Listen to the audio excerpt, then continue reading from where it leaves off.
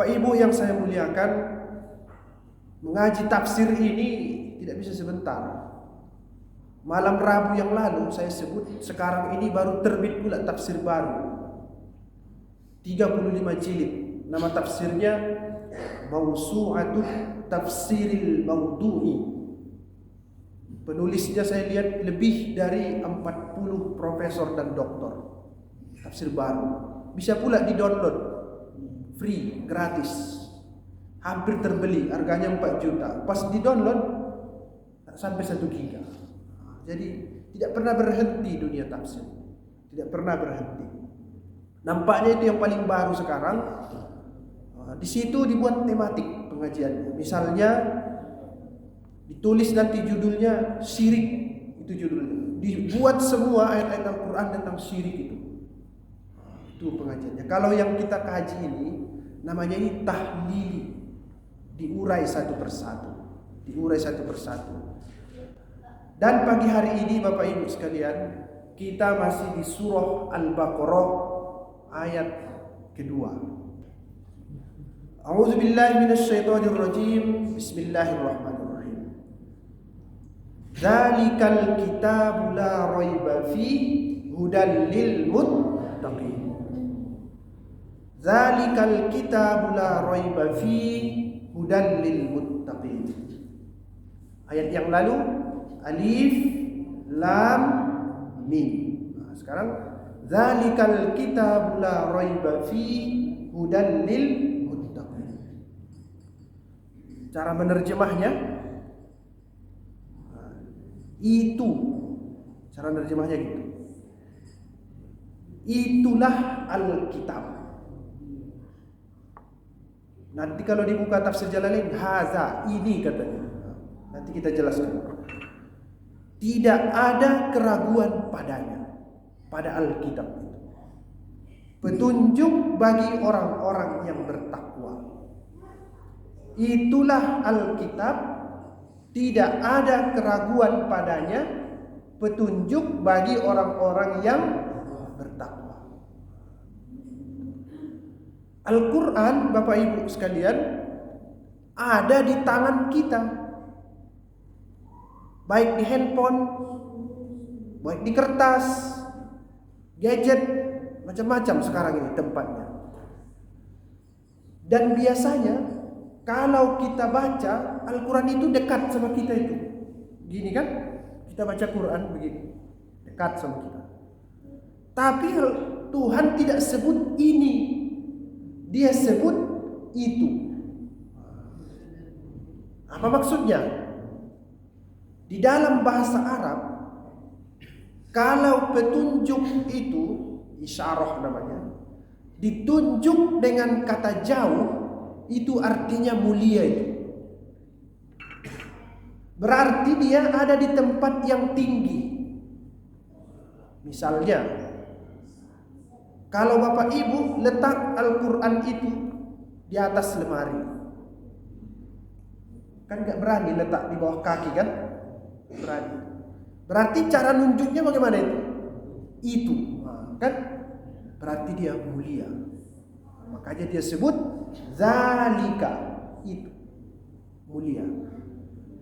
Dan orang yang ikut dengan sesuatu yang mulia, dia akan ikut mulia.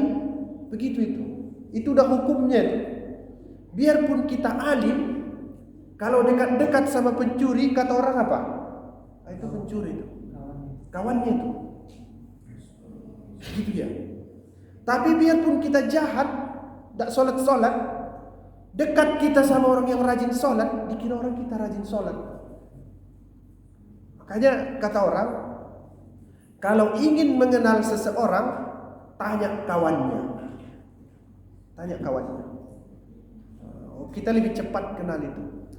Kalau dia, biarpun dia bukan politisi, kalau dekat sama politisi, kita kira itu anggota dewan itu. Rupanya tidak. Gitu dia. Jadi kalau mau mulia, zalika, dekatlah dengan Al-Quran. Dan itu Bapak Ibu terbukti itu.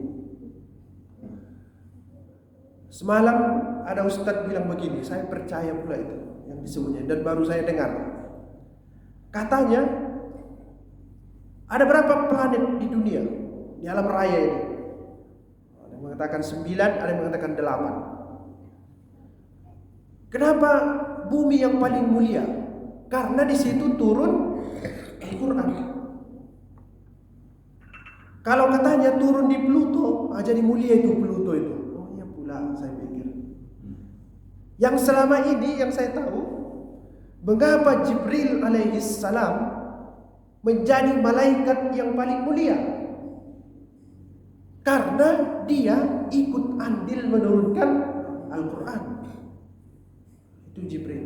Tidak Mikail, tidak juga Ridwan yang menjaga surga. Seharusnya dia kan? Tapi bukan, Jibril alaihissalam. Nah, begitu juga. Mengapa Nabi dari ribuan, bahkan ratus ribu, yang paling mulia hanya Nabi Muhammad? Karena dia dekat dengan Al-Quran. Jadi Bapak Ibu sekalian, kalau mau jadi orang baik, jadi orang mulia, dekatlah dengan Al-Quran. Itu zalika. Apa benar Ustaz, kalau kita jauh dari Al-Quran kita jadi hina? Betul. Sekali lagi, dekatkan keluarga, anak-anak kita yang suka sekarang banyak menghafal Al-Quran, buat dia menghafal Al-Quran. Kemudian yang kedua, Alkitab. Alkitab. Kalau disebut Alkitab dalam Al-Quran, maknanya itu bisa Taurat, bisa juga Injil, bisa juga Al-Quran. Jadi yang dimaksud di sini Al-Quran. Apa itu Alkitab? Alkitab itu tulisan. Tulisan. Ya ayyuhalladzina amanu kutiba, diwajibkan. Artinya sudah tertulis kewajiban itu. Kutiba. Apa itu menulis? Mengungkapkan pikiran dan perasaan. Itulah menulis. Al-Quran satu-satunya buku lah saya katakan di atas dunia yang bisa memahami pikiran dan hati manusia. Ada buku novel umpamanya, dari halaman 1 sampai halaman terakhir kita baca, buat kita baper. Ada itu. Itu yang diresponnya hati. Hati saja itu. Ada juga buku dari halaman 1 sampai halaman terakhir yang kita butuhkan pemikiran sampai capek mikirnya. Nama bukunya filsafat. Jadi filsafat dan novel itu satu menyentuh pikiran, satu menyentuh hati. Al-Quran setiap ayatnya kita baca, dua-dua disentuhnya. Karena dia adalah Al-Kitab. Tempat menumpahkan, dalam tanda petik ya, pikiran dan perasaan Tuhan. Jangan salah pahami kalimat itu. Nanti dipotong bahaya tuh. Jadi kalau kita baca, sehat pikiran kita dan juga jernih hati kita. Itulah dia Alkitab, Al-Quran. Mana buktinya? Kita lihat ayat Al-Quran. Kalau orang menghukum kamu, balas hukuman itu setimpal. Masuk akal nggak itu? Ya masuk akal. Jangan kalau dipukulnya kamu sekali, ya, kasih 10 kali. Masuk akal nggak itu? Masuk akal itu. Atau kalau ditamparnya kamu 10 kali, persilahkan dilanjutkannya 100 kali. Nggak enak kan? Tapi kata Al-Quran, wa in aqabtum fa'aqibu bimithli ma uqibtum bih. Kalau dia jahat kepadamu 1 kali, balas kejahatannya itu persis seperti yang dibuatnya. Masuk akal enggak? Jangan dibiarin, nanti berlanjut dia. Pusing kita kan? Tapi itu secara rasional. Di ujung ayat itu kata dia, wala in sabartum lahuwa khairul lis-sabirin. Tapi kalau kamu tidak balas, kamu sabar dengan pukulan itu, itulah yang lebih baik. Tenang gak? Tenang. Jadi dua-dua, Pak. Satu tadi boleh dibalas karena itu yang cocok dengan pikiran kita. Tapi kita boleh sabar karena itu yang cocok dengan hati kita. Itulah dia ajaran Al-Quran. Semuanya begitu. Contoh yang lebih jauh lagi begini. Waktu Nabi Musa pulang dari rumah mertuanya, Nabi Syuaib, dia mau kembali ke Mesir, jumpa dengan Fir'aun. Di tengah jalan nampak dia api didatanginya. Tiba-tiba dia bermunajat dengan Tuhan, dekat sekali dengan Tuhan. Tiba-tiba ada suara dari api itu. Wa ma tilka biyaminika ya Musa. Itu yang di tanganmu itu apa? Qala hiya asaya atawakka'u 'alaiha wa ahussu biha 'ala ghanami wa liya fiha ma'arib ukhra. Ini tongkat. Gunanya ini untuk mengangon kambing dan juga kebutuhan-kebutuhan yang lain. Kita lihat ya Bapak Ibu. Yang pertama, Nabi Musa sangat dekat dengan Tuhan sampai dia lupa lingkungannya karena bermunajat setinggi-tingginya khusyuk kepada Allah Subhanahu wa taala. Itu tenggelam dalam spiritualitas hati. Tapi dia disindir Tuhan dengan hal yang sangat remeh. Apa tadi namanya? Tongkat. Wa ma tilka biyaminika ya Musa. Musa, jangan terlalu tenggelam. Itu yang di tanganmu apa itu? Kan? Dan fungsinya juga untuk menggembala kambing. Jadi bayangkan, dari munajat kepada Allah Subhanahu wa taala dikaitkan dengan tongkat dan kambing. Apa itu? Rasionalitas dunia dan juga spiritualitas. Dua-dua direspon oleh Al-Quran. Itulah dia Alkitab. Jadi kalau mau sehat pikiran dan hati, sekali lagi baca Al-Quran. Beragama ini Bapak Ibu tak bisa pakai perasaan aja. Tak bisa. Orang yang beragama, saya kasih contoh ini. Saya suka apa ini Facebook ini. Ada orang WA ke saya. Oh, tadi guru anak saya melapor. Kata gurunya di sekolah, boleh bawa Al-Quran anak-anak yang halangan. Di ujungnya itu ditulisnya, mudah-mudahan guru ini belajar lagi. Saya cek, boleh nggak orang halangan pegang Al-Quran sama baca Al-Quran? Secara ilmu ya, secara ilmu, jangan pakai perasaan. Karena saya sebut tadi harus dua-dua kan. Ini direkam nih. Dalam mazhab Maliki Bapak Ibu sekalian, kalau niatnya belajar dan mengajar, boleh itu. Dalam mazhab Maliki itu perlunya ilmu dan perasaan. Kalau tadi dia hanya perasaan saja, itu jadinya disuruhnya guru anaknya itu belajar lagi. Terakhir saya lihat lama-lama rame yang bicara begini. Terakhir kita tunjukkan dalilnya. Artinya kalau beragama hanya pakai perasaan, mudah diprovokasi. Tapi kalau beragama hanya pakai pikiran, malas sholat. Itu. Semua mau dianalisis. Ngapain sholat? 5 kali lagi. Capek. Udah sampai di masjid, subuh 2 rakaat. Sebelumnya wudu, dingin lagi. Nggak masuk akal di agama Islam. Begitu jadinya itu.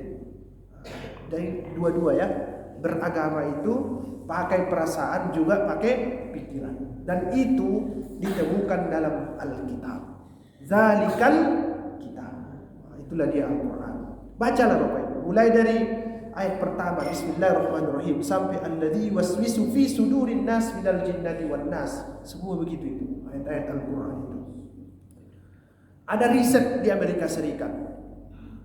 Masalah kesehatan ini, kalau dibaca Al-Quran, kesehatan hati dan pikiran. Itu pertama-tama orang dimasukkan ke dalam sebuah ruangan, disuruh mendengarkan lagu-lagu rohani.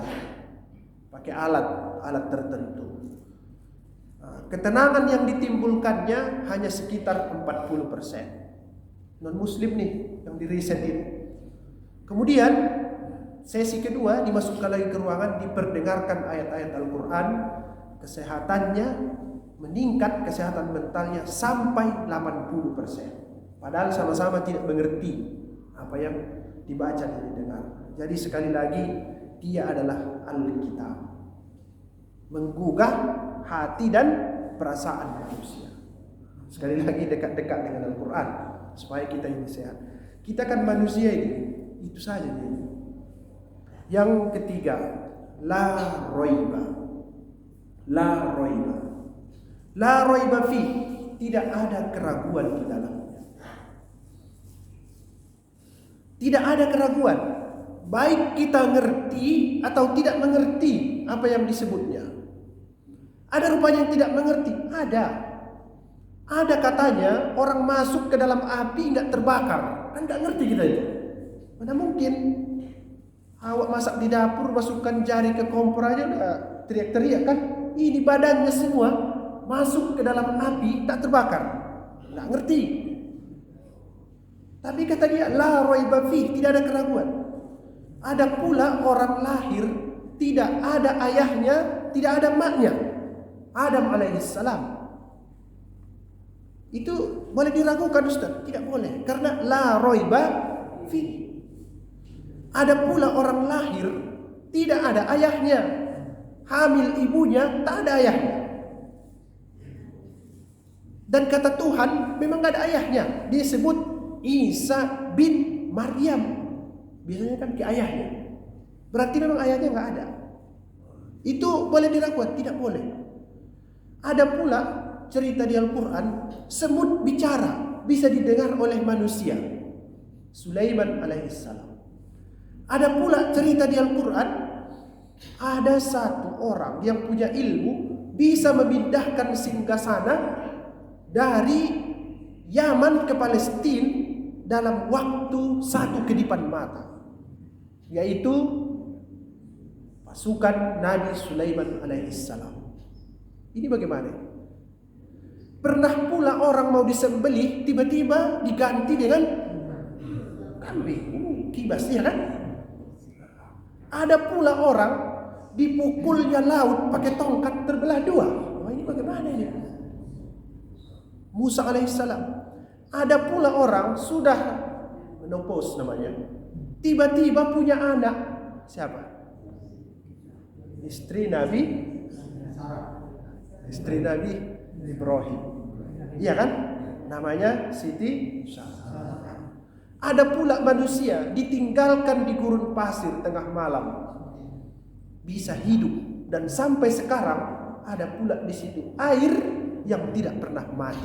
Ismail dan Hajar. Oh, saya ragu itu Ustaz, karena itu nggak masuk akal. Sekali lagi, la roiba fi, tidak ada keraguan. Ada yang lebih ajaib. Terbang pula dia satu hari satu malam, sampai ke Sidratul Muntaha, jumpa dengan Allah dan kembali ke dunia. Mana mungkin?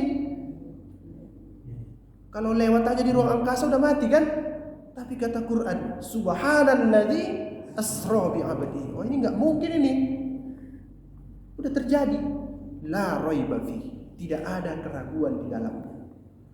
Bagaimana memahaminya Ustaz? Mudah saja. Kalau kita bisa bedakan mana yang masuk akal dan mana yang tidak bisa dipahami akal, mudah saja itu. Rupanya kalau tak masuk akal tak betul, belum tentu juga itu. Di dunia ini aja sekarang ini banyak yang tak masuk akal tapi betul. Dalam bahasa filsafat ada yang disebut namanya rasional, masuk akal. Ada irrasional, tidak masuk akal. Ada namanya suprarasional, tidak terjangkau oleh akal. Kalau itu dipahami dan klasifikasikan secara bagus, sekali lagi semua peristiwa yang tadi itu masuk dalam wilayah suprarasional, tidak terjangkau oleh akal tapi benar. Apa gunanya itu, Ustaz? Ada gunanya itu. Kata Syekh Qaradawi, supaya manusia tidak menyembah pikirannya. Karena kalau seluruh masalah hidup bisa kita selesaikan dengan pikiran, kita tidak perlu menyembah Tuhan. Siapa yang kita sembah? Pikiran. Tapi Tuhan tidak mau dia itu pikiran yang disembah, mau dia yang disembah. Dalam tanda petik ya, dalam tanda petik. Dia sebut wa ma khalaqatul jinna wal insa illa liya'budun. Jadi Bapak Ibu, manfaatnya ada wilayah suprarasional supaya kita tetap menyembah Allah Subhanahu wa taala. Sekali lagi, qul inna salati wa nusuki wa mahyaya wa mamati lillahi rabbil alamin. Salatku, ibadahku, hidupku dan matiku tidak kuserahkan kepada pikiranku, tapi kuserahkan kepada Allah Rabbul Alamin. Kalau serahkan ke pikiran bahaya, nanti masuk kubur tak ada otaknya lagi, siapa yang menolong? Tapi kalau Allah Maha hidup, Al-Hayyu Al-Qayyum, yuhyi wa yumiit. Oleh sebab itu, kalau mau tenang, sembah Allah Subhanahu wa taala. Jangan sembah nafsu, bahaya itu. Sekali lagi, Bapak Ibu sekalian, itulah maksud la raiba fi. Anda bisa saya jelaskan panjang-panjang masalah rasional, irrasional dan suprarasional ini. Yang terakhir, hudan lil muttaqin. Hudan lil muttaqin. Hudan itu artinya petunjuk. Petunjuk. Petunjuk itu jangan cuma dilihat-lihat. Kasih contoh. Dan jangan cuma dibaca-baca. Kita pergi ke mall pokoknya. Ada di situ petunjuk. Toilet pokoknya atau musola. Kita duduk aja di situ, kita baca-baca musola kita tengok ini. Ada nggak gunanya? Nggak ada. Jadi Al-Quran pun sekali lagi kalau cuma dibaca-baca miriplah dengan yang tadi itu. Petunjuk itu harus didatangi, harus dijemput, dan cara yang paling bagus cukup dengan membuka hati. Hidayah Allah itu, kata Imam Ghazali, mirip seperti matahari yang menimpa rumah yang jendelanya tertutup. Tergantung si tuan rumah mau buka jendela atau tidak. Tergantung hati kita. Hidayah Allah itu selalu memancar. Sekarang kita buka atau tidak? Kalau dibuka, masuklah cahaya matahari. Tapi kalau kita tutup, dia memantul. Dia kembali ke asalnya itu, sehingga manusia tidak dapat hidayah. Oleh sebab itu Bapak Ibu, terangi hati dengan Al-Quran dengan cara buka hati. Buka pintu hati. Buka pintu hati. Dan yang paling bagus itulah belajar. Seperti yang kita lakukan pada hari ini, yaitu belajar kita membuka hati dan pikiran kita untuk memahami Al-Quran. Itu hidayah. Harus dibuka, dijemput hidayah itu. Jangan pernah bilang, kenapa tak berjilbab? Belum datang hidayah. Tidak ada itu. Sudah datang. Cuma dia buka jilbab, tutup hati. Itu masalahnya. Ini balik-balik. Yang betul itu buka hati, tutup pakai jilbab. Itu yang betul. Ya kan gitu. Bapak juga yang masih pakai celana-celana pendek jangan lagi. Nah, itu tutup aurat. Harus tutup aurat. Kalau di rumah boleh Ustaz, ya boleh lah. Kalau di kamar boleh. Di jalan-jalan itu ya tutup aurat. Yang terakhir, muttaqin, orang yang bertakwa. Akar kata muttaqin itu artinya itu menghindar sebenarnya. Menghindar dari perbuatan buruk, melakukan perbuatan baik, disebut dengan muttaqin. Ini kajian kita selanjutnya nanti. Siapa itu orang-orang muttaqin? Di lanjutan ayat ketiga dari surah Al-Baqarah. Inilah Bapak Ibu untuk sementara yang dapat saya sampaikan. Terima kasih. Assalamualaikum warahmatullahi wabarakatuh.